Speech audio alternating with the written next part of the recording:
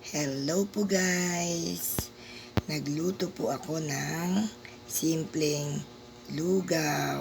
Ayan po, nilagyan ko po ng nilagang itlog at nagprito po ako ng tokwa. Ayan po, kasi paborito ko po ang tokwa.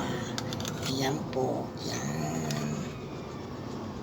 Tapos, ito pa po yung mga extra ko.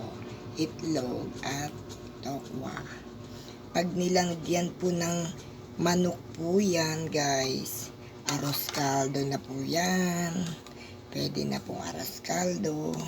At pag nilagyan naman po ng laman loob po ng baboy, goto na po yan. Katulad po ng mga bituka at mga tuwalya. Yan po, paborito ko po yan, goto. Kaso wala po akong laman loob. Wala po akong laman. Kahit sana laman ng baboy, karning baboy.